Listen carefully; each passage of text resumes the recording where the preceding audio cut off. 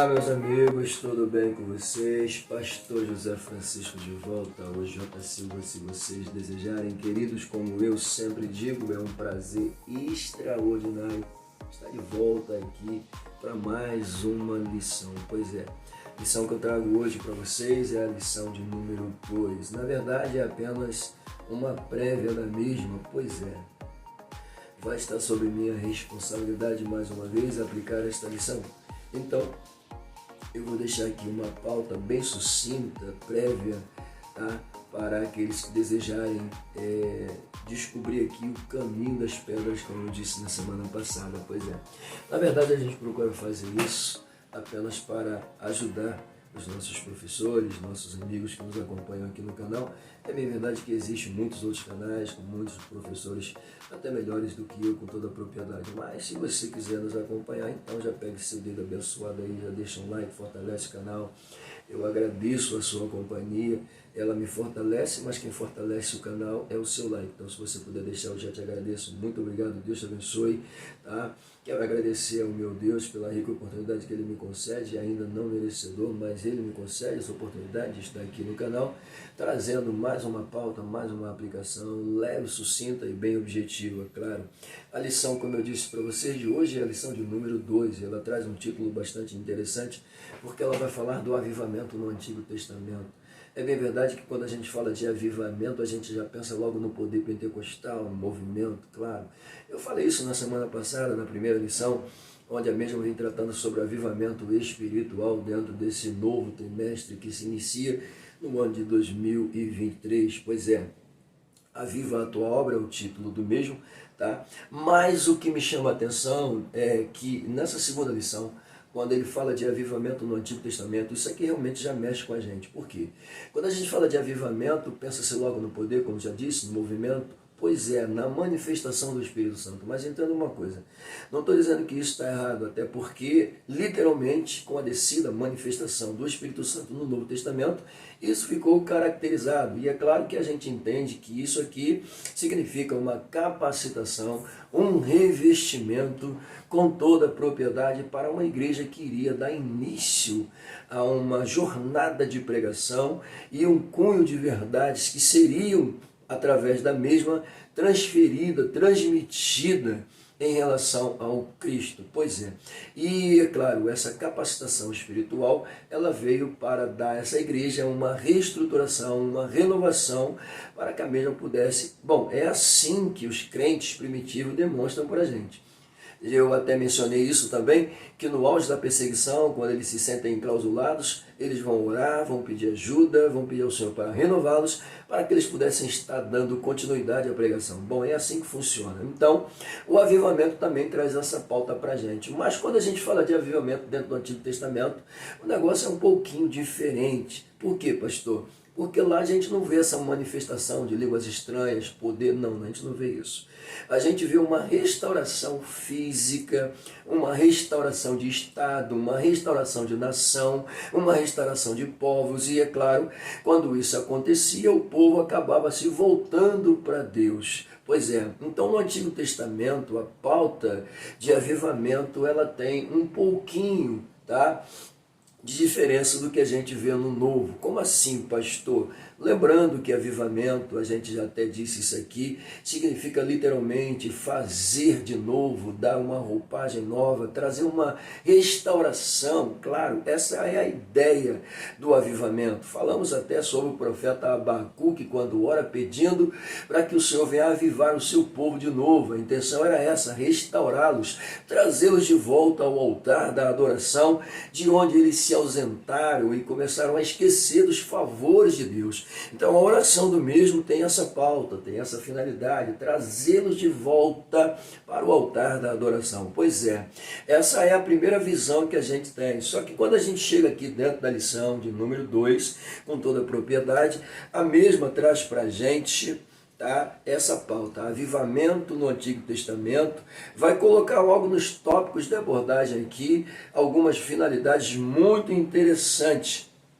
Bom, o nosso texto áureo aqui Tá? Ele diz o seguinte: então disse, eis que eu faço um concerto, farei diante de todo o teu povo maravilhas que nunca foram feitas em toda a terra, nem entre, olha só, nem entre gente alguma. Olha a expressão de Deus nesta colocação. É Deus que está dizendo que vai fazer maravilhas, que vai fazer um concerto, e através desse concerto vai fazer maravilhas que em nenhum outro lugar do mundo isso foi visto.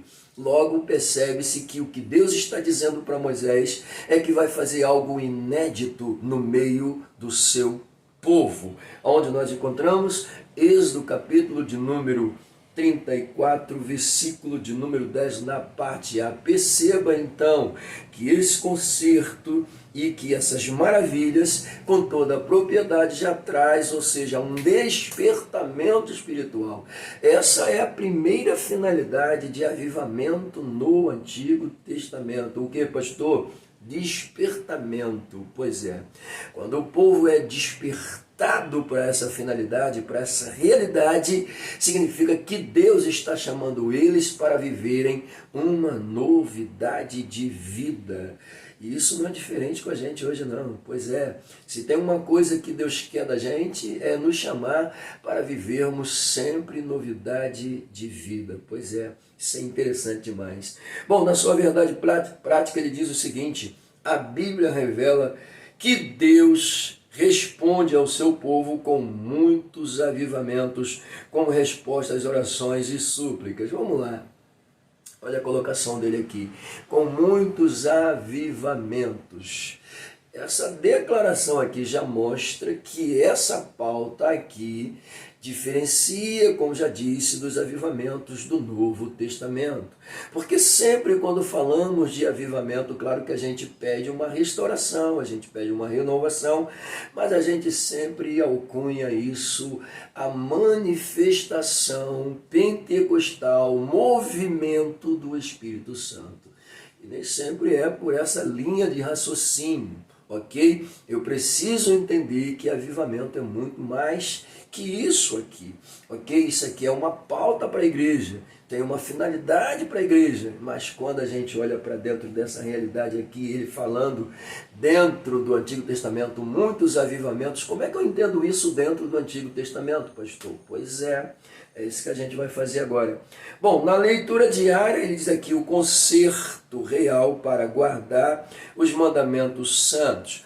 Bom, quando a gente fala de concerto aqui com toda a propriedade, a gente volta até no versículo texto dizendo que o Senhor, ele coloca em evidência justamente essa questão do concerto, ou seja, quando o povo se posicionava e se concertava, isso aqui com toda a propriedade já movimentava Deus para agir no meio deles, que isso, em favor deles e mostrar para eles maravilhas inumeráveis, coisa linda demais. Pois é, na segunda descrição, ordem divina para reconstruir o templo em Jerusalém.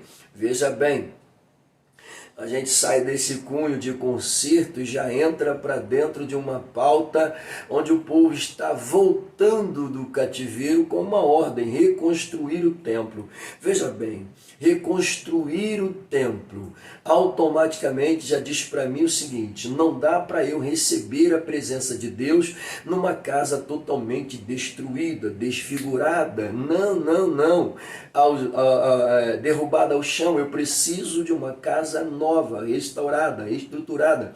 E é claro que aqui a gente está falando de um templo físico, mas dentro dessa aplicação que eu estou usando para você aqui, é um templo espiritual, é a minha própria vida, é a tua própria vida. Assim como eles precisavam reconstruir um templo novo para adorarem ao Senhor Deus automaticamente, ele me ensina que o meu templo, o templo que ele habita, a minha casa, que ele mora, que sou eu, não pode estar em ruína, desconcertada, quebrada no chão. É preciso prepararmos o lugar para que Deus venha habitar, para que Deus venha manifestar a sua presença. É isso aqui, com toda a propriedade. Terceira, a abolição de toda a idolatria em Judá. Veja bem, uma outra pauta importante para o conserto, uma outra pauta importante para que Deus venha promover um avivamento e por meio desse avivamento venha fazer maravilhas. É justamente isso. O que, pastor? Eliminar o mal que atrapalha as nossas vidas, arrancar do nosso caminho, do nosso convívio, aquilo que impede a operosidade de Deus. E o que impede a operosidade de Deus na minha vida? Ou seja, o que impede a operosidade de Deus, deixa eu te explicar isso aqui, impedir. Tá? Nada pode ser impedido por Deus se Ele não quiser ou se Ele quiser. Entenda uma coisa.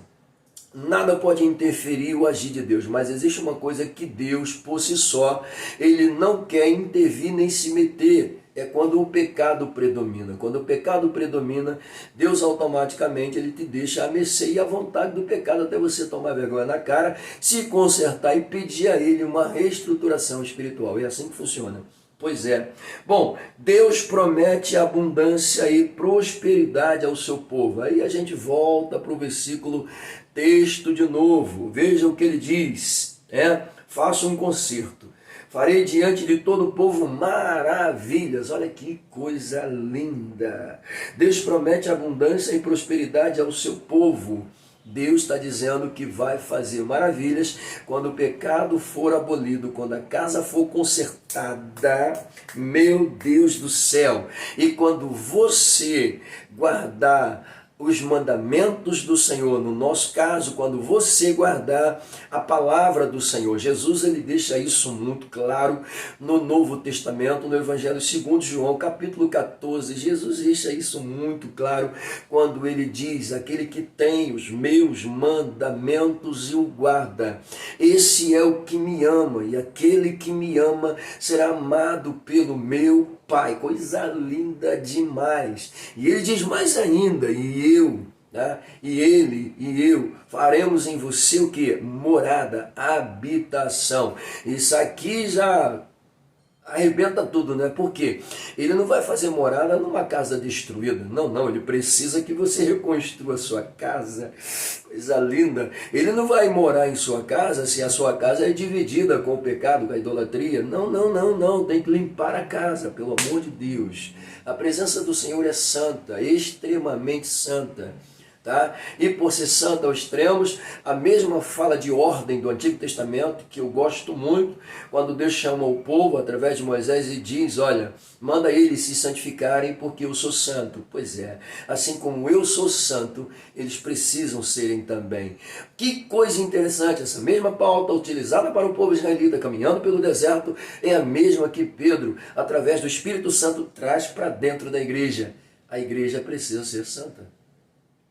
Jesus focou a igreja com toda a propriedade. Pai, santifica-os na tua palavra, porque a tua palavra é a verdade. Coisa linda.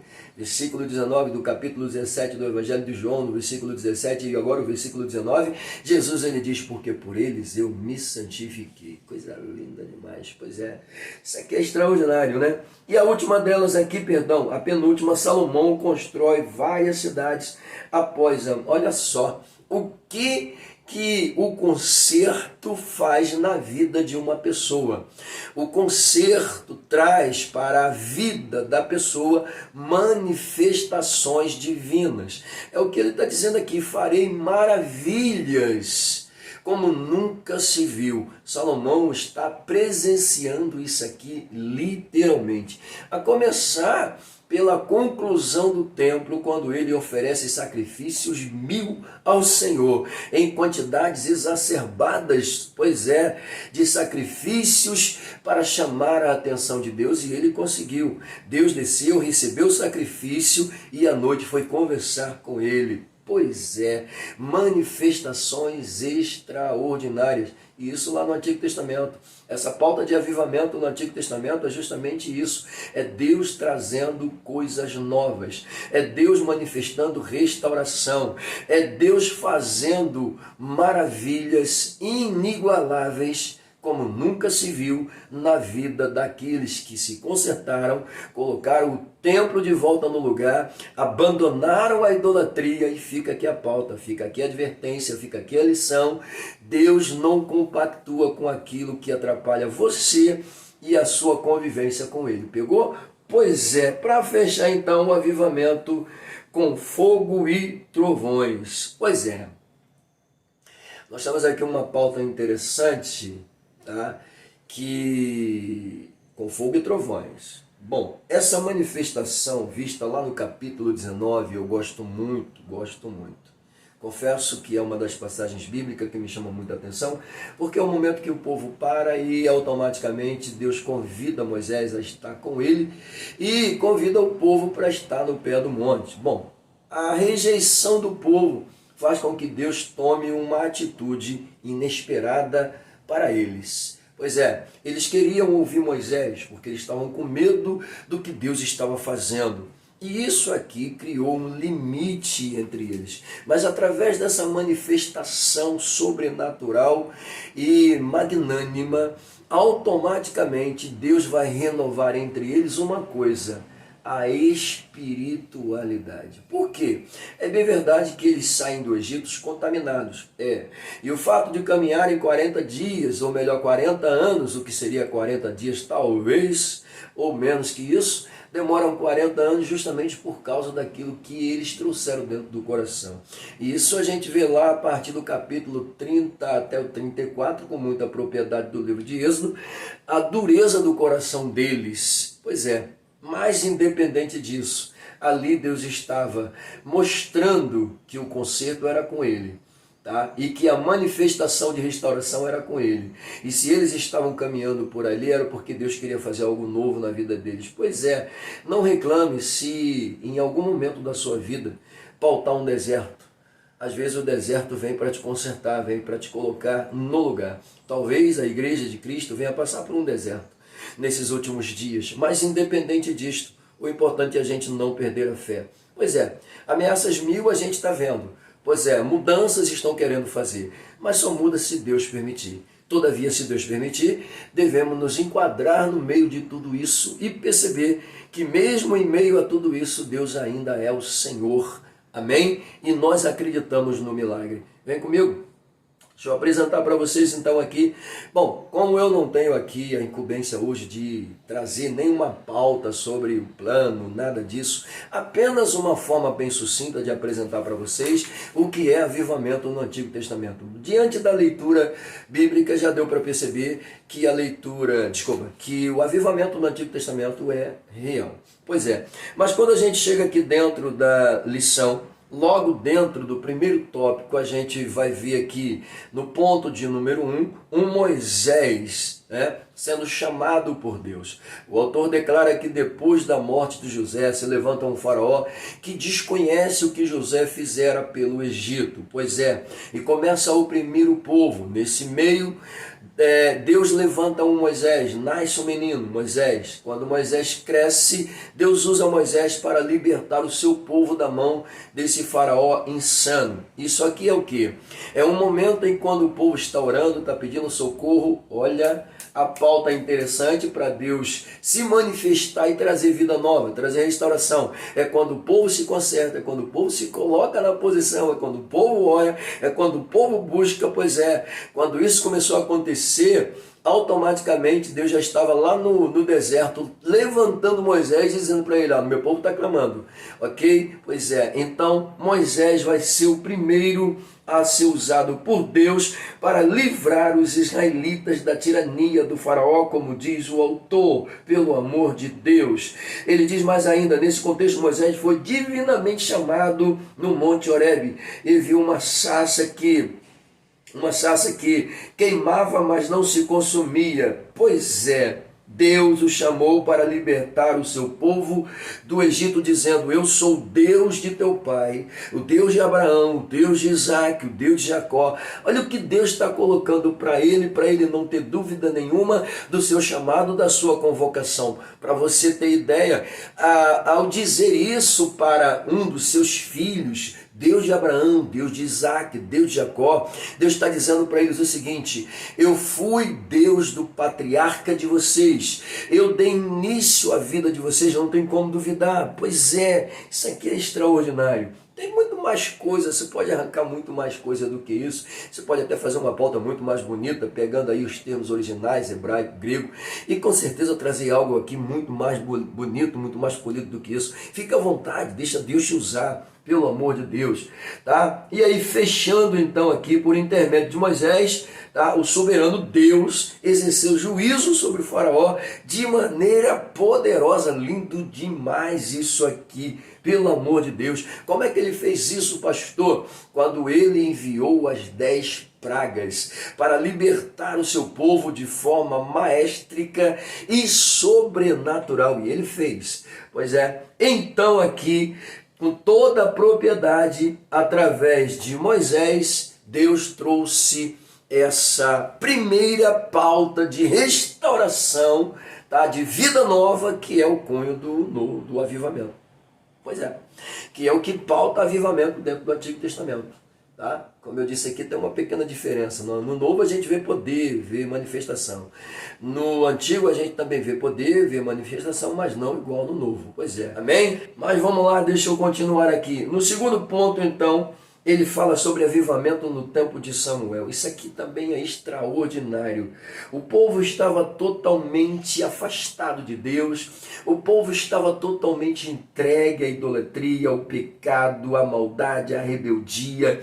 O autor coloca aqui que o povo desprezava aquilo que era sagrado e até mesmo o templo. Ou seja, a situação estava meio feia, estava espantosa. Pois é, em meio a tudo isso, um sacerdote, Eli, sumo sacerdote lá, Eli, que não estava fazendo o seu papel como deveria fazer. E como se não bastasse, ainda levantou seus 2 filhos para governarem 2 regiões, e os filhos, misericórdia.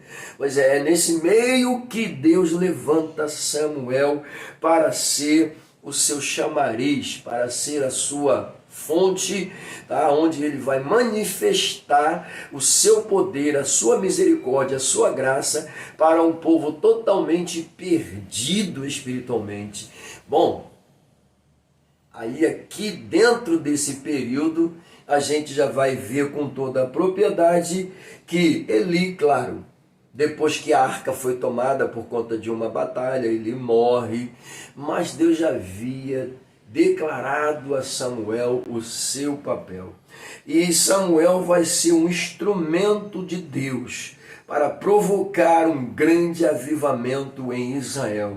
Tá? E fechando a pauta aqui, o autor vai dizer que Samuel julgou a Israel, tá? Todos os dias de sua vida. É bem verdade que ele até tentou colocar seus filhos também, mas nesse período aqui dos juízes, Deus deixou claro que o papel de juiz não era passado de pai para filho. Não era não.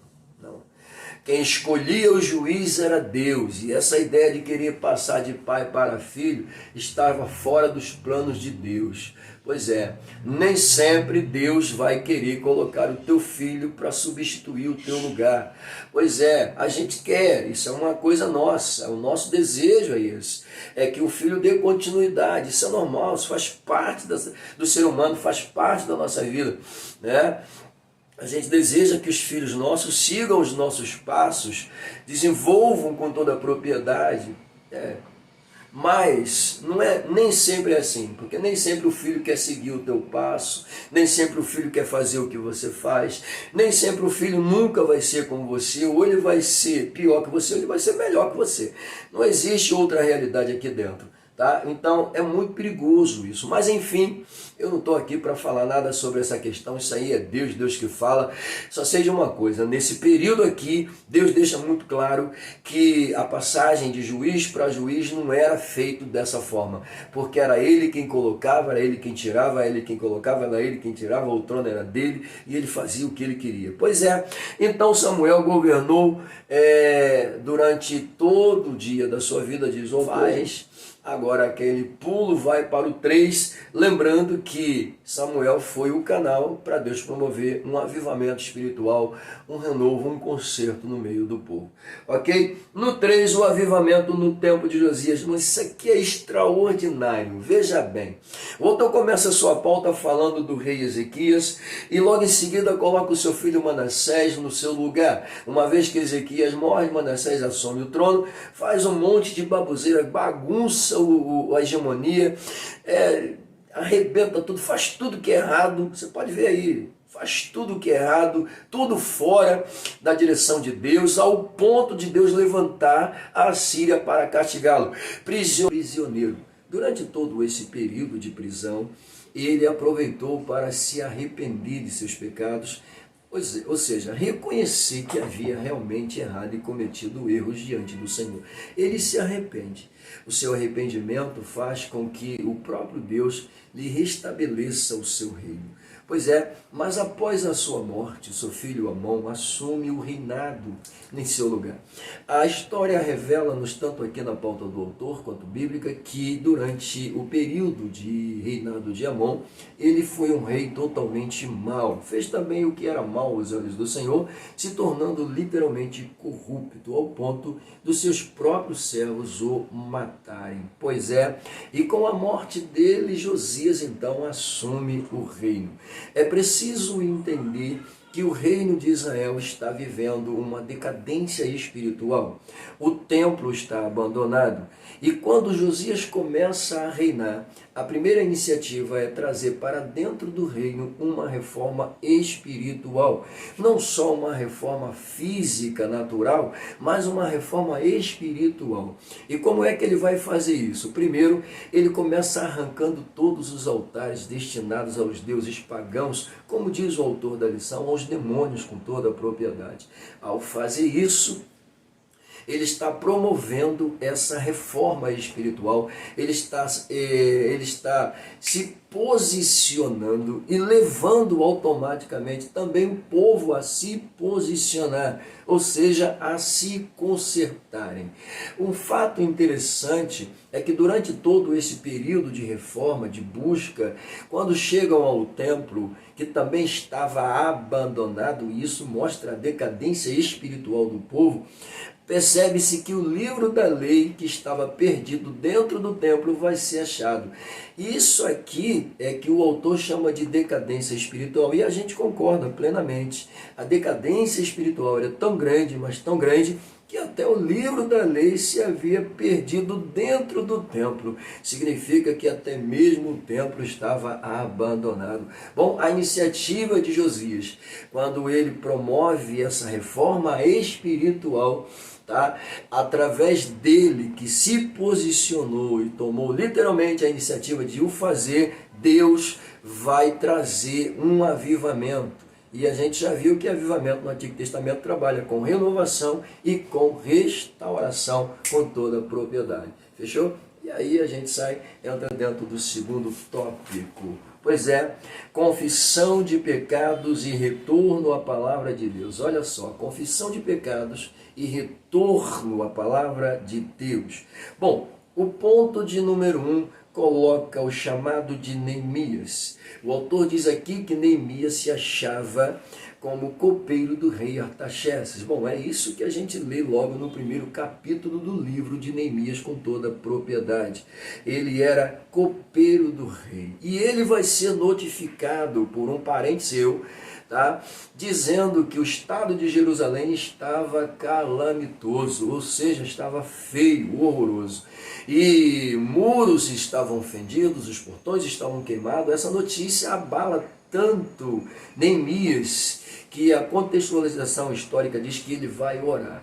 E o autor revela para a gente que ele vai orar durante 4 meses. Pois é, durante todo esse período de oração, ele aproveita para fazer confissões. E aí a gente entra dentro do ponto de número 2, que diz assim, a confissão de pecados. Aqui, dentro desse ponto de número 2, a confissão de pecados, eu achei tão interessante, porque Neemias não estava lá vivendo com eles, mas ele se considera culpado também, porque eu aprendo até que, mesmo eu não estando presente, mas eu não estando presente não quer dizer que eu sou inocente.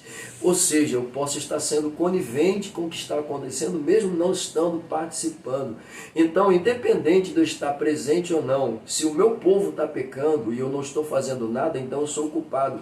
Ele se sente culpado justamente por causa disso. O povo está em ruína espiritual, a cidade está em desolação, tem templo, tem um Esdras ensinando, mas não é suficiente, falta alguma coisa. Eu até costumo dizer que eles tinham um templo, tinham uma espiritualidade, mas faltava ali a proteção. E quem é que vai trazer essa proteção? É o próprio Neemias. Como assim? Calma.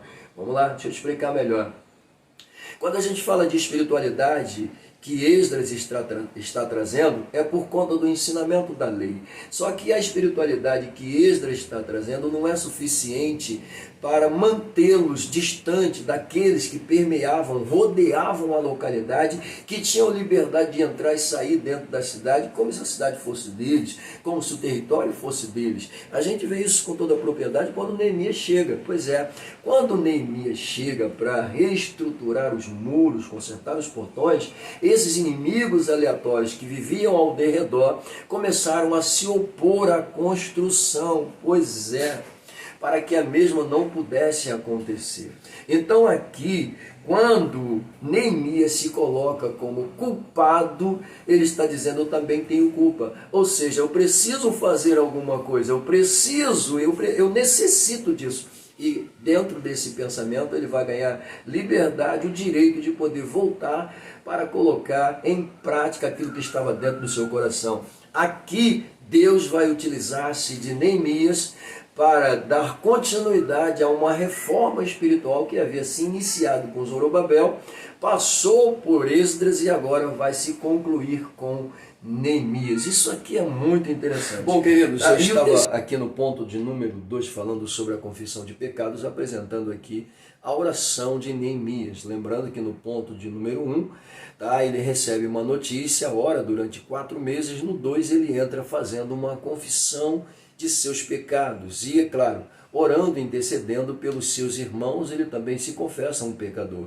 E uma das pautas mais interessantes para quem deseja uma vida de restauração nova, um avivamento, literalmente, a confissão é fundamental. O autor termina a sua pauta dizendo que a confissão é uma das pautas indispensáveis. Pauta, digo eu, pois é, indispensável para se alcançar o verdadeiro avivamento espiritual, a restauração espiritual, a renovação espiritual com toda a propriedade. Então eu vejo aqui um Neemias preocupado justamente com a restauração, não só dos muros, dos portões, mas também do povo. Ou seja, isso aqui vai levar a gente para dentro do terceiro ponto de apresentação da lição, que diz o seguinte: avivamento pelo ensino. Percebe-se que, eu já até disse, uma das pautas que Esdras usou com muita propriedade foi a questão do ensino. Eu até costumo dizer que Zorobabel veio com a missão de reconstruir o templo. Depois Esdras vem e traz a lei, o ensinamento. Eu geralmente costumo dizer que agora eles possuíam templo, possuíam uma espiritualidade ainda debilitada, mas possuía através dos ensinamentos de Esdras, mas o que faltava a eles agora era a proteção literalmente de Deus. Ou seja, por quê? Eu posso ter templo, eu posso ter até uma vida espiritual, mas se a minha vida continua aberta para receber qualquer pessoa, qualquer tipo de coisa, achar que tudo pode, que tudo é normal, então a minha espiritualidade ela é debilitada, ela é fragilizada. Uma hora eu sou crente, outra hora eu não. Eu estou mais inserido dentro daquela alusão que Tiago apresenta com muita propriedade. Uma hora eu tenho fé, outra hora eu não tenho. Sou semelhante à onda do mar. Uma hora está tudo bem, aquela onda maravilhosa, daqui a pouco está aquela marezinha, está todo mundo se aproveitando. Então esse tipo de vida não é para cristão, ok? A gente não pode conviver dessa forma. Tem gente aceitando balela, tem gente aceitando fantasia, tem gente colocando dentro daquilo que é para ser espiritual, aquilo que é físico, aquilo que é material. Esquece-se do conserto, esquece-se da restauração. E eu me lembro mais uma vez aqui, tá, da oração de Abacuque, que está orando para o povo ser desperto, acordar. Pois é, tem muita gente dormindo. Então a confissão aqui dos pecados leva a gente para dentro desse avivamento por meio do ensino. E o que mais importa aqui é ver que Neemias, apesar de estar voltando com a missão de restaurar muros, portas queimadas, ele também se preocupa com o ensino. Pelo amor de Deus, ensinar é importante demais. É no livro dele que a gente vai ver com muita propriedade o povo aprendendo a lei, tá? A palavra sendo ensinada com muita força, com muita vontade, e eles caindo, o povo caindo de joelho, confessando suas culpas, dizendo que vão largar o pecado, que vão largar o erro, porque através do ensinamento Deus promoveu na vida deles um grande avivamento. Coisa linda demais. Olha só, o que eu aprendo mais aqui? Conserto, confissão e agora palavra de Deus. 3 fatores que no Antigo Testamento foi muito usado com muita propriedade para promover essa restauração. A primeira delas, o conserto. É preciso se consertar. Quem se conserta, restaura a sua casa. Quem se conserta, afasta aquilo que impede o agir de Deus. Quem se conserta, quer viver para Deus. Quem se conserta, vai ver manifestações sobrenaturais, literalmente. Quem confessa a sua culpa, reconhece que necessita, carece, ou seja, reconhece que é dependente de Deus. Pelo amor de Deus, eu preciso de Deus, eu preciso. Que isso? Oh Jesus! E está pronto para entender que a palavra pode promover uma renovação espiritual assustadora. 3 pautas importantíssimas, que podem ser muito bem inseridas dentro das nossas vidas, com certeza, dentro do Novo Testamento. E o que é mais interessante é que todas essas 3 pautas aqui apresentadas, hoje, com o Espírito Santo agindo, isso se torna muito mais avultante, pois é, muito mais impactante. Extraordinário isso aqui, pelo amor de Deus. Vamos lá, tópico de número 3, eu preciso terminar isso aqui. O avivamento e a palavra de Deus. Ponto de número 1, a palavra de Deus corrige. Fato. Eu volto até a falar aqui do ponto número 3 do tópico 2. Tá? O ensinamento. O ensinamento. Vou até ler aqui para vocês aqui a última pauta que eu não citei. Houve quebrantamento verdadeiro, alegria e festas. Ali, na praça principal, diante da porta das águas, iniciou-se um poderoso avivamento na história de Jerusalém pós-exílio. Neemias 8, de 1 a 12, lindo demais. Meu Deus do céu, Neemias que mandou que a palavra do Senhor fosse lida. Tá? Lida como, pastor, o autor diz aqui de modo didático. O que é isso? É ler e ensinar. Veja bem, leia de forma didática, leia como se você estivesse aprendendo. Você precisa aprender, isso é fato. Isso é lindo, isso é lindo. Então aqui a gente vê que a palavra do Senhor foi o agente motivador para um conserto assustador na vida do povo. Tá? E o tópico de número 3 traz essa pauta para a gente. A palavra de Deus corrige, faz com que aquele que anda em caminhos errados tome uma nova rota de fuga. Pois é, um novo caminho a seguir. Essa é a ideia da palavra. A palavra de Deus muda toda a nossa trajetória, muda a nossa vida, muda literalmente. Que isso, pelo amor de Deus. No Novo Testamento há um padrão de culto a Deus, de decência, ordem, como diz o apóstolo Paulo. Olha só, aqui ele está dizendo no Novo Testamento existe uma ordem do culto. No culto tem que ter decência, no culto tem que ter decência e ordem. Decência e ordem. Está pensando o quê, irmão? Não é de qualquer maneira não, não é meio bagunça não, é coisa séria. Cultuar a Deus é coisa séria. Tá? O cão chegou para Jesus e disse para ele, ó, tudo isso eu te dou se você se prostrar e me adorar. Jesus olha para ele e fala assim, pelo amor de Deus, né? pelo amor de Deus, digo eu, né? Vai-te, Satanás, porque está escrito, só a Deus adorarás e somente a Ele darás culto. Coisa linda demais. Pois é, então isso aqui é importante. Decência e ordem é fundamental. Bom, fechando aqui, porque na verdade eu disse que a ideia aqui é só uma préviazinha. Olha o que ele vai dizer. Nesse culto de ordem e decência, onde a palavra de Deus é magnânima, tem autoridade máxima. A palavra de Deus tem autoridade máxima. Pois é, isso aqui me faz lembrar de um cunho histórico, né? Quando diante das autoridades eclesiásticas, quando o Papa entra, todo mundo se levanta, Lutero continua sentado e reconhece que a única autoridade presente ali é a palavra de Deus, coisa linda demais. Pois é. Então, onde a palavra de Deus ela é a centralidade, onde ela é o ponto, onde ela é tudo, onde ela marca, onde ela purifica, onde ela restaura, onde ela faz tudo que lhe apraz, ele termina dizendo, nesse culto onde a palavra está, Deus pode enviar um avivamento genuíno como resposta ao quebrantamento espiritual. Coisa linda. Olha só, concerto,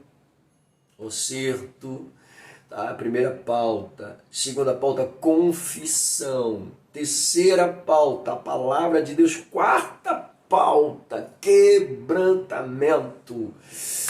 Coisa linda demais. Olha só, consertar, tomar posição, não é?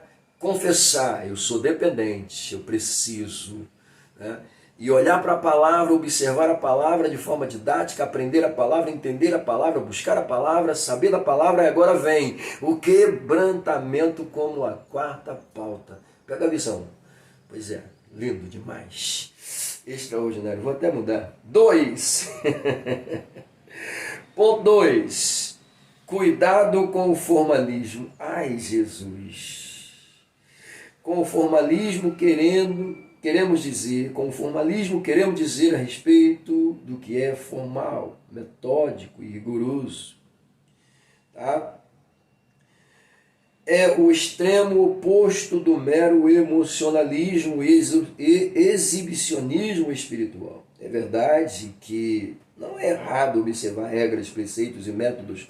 No entanto, o formalismo assume uma característica negativa quando o cuidado e o zelo pelo que é formal sobrepõe a necessidade espiritual da igreja. Sim, isso aqui é um ponto interessante, o formalismo.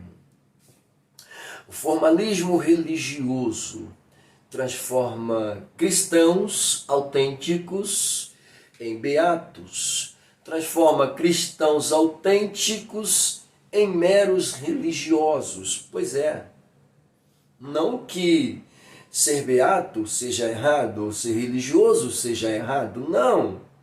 Mas é que as coisas espirituais, elas acabam sendo deixadas de lado, como se não houvesse mais importância. Pois é, uma das preocupações, inclusive, atualmente, graças a Deus, parece que esse fogo estranho se acabou. Mas houve um tempo em que foi ensinado de forma muito expressiva que não existia batismo com o Espírito Santo, que só foi somente para aquele dia. É bem verdade que alguns irmãos nossos, né, ainda pensam dessa forma, mas que não há necessidade, não, ou seja, muitas coisas tentaram mudar e isso é o formalismo.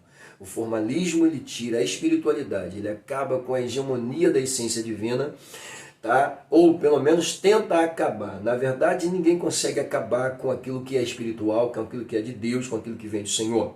Ok? Bom, mas o formalismo é um perigo. Ok? Então, presta atenção. E aí a gente fecha esse pacote aqui. Eu disse para você escolher ser prático, sucinto e objetivo. Tá? A conclusão vai dizer que os avivamentos do Antigo Testamento sempre vieram em respostas ao quebrantamento espiritual.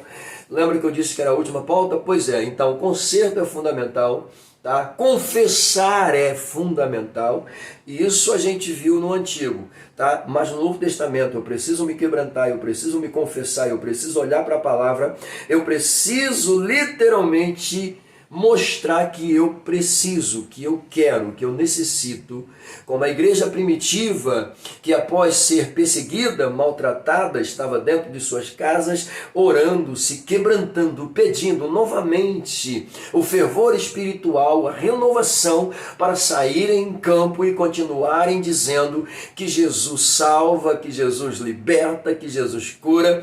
Ok, se eu estou falando da igreja de Atos, e é claro, eu faço parte da história dessa igreja ainda, então aquela oração ainda mostra suas fagulhas de glória em minha vida. Eu preciso continuar falando que Jesus é, que Jesus foi, que Jesus será, que Ele faz. Que isso?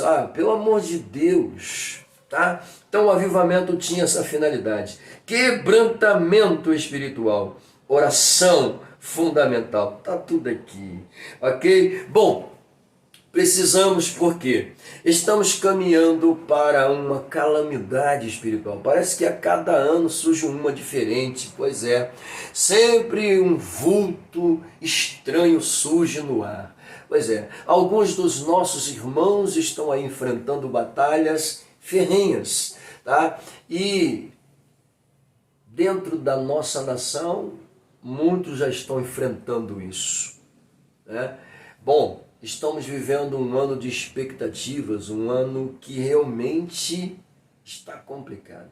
Mas independente disso, como eu disse, digo, a fé precisa mostrar, precisa continuar focada.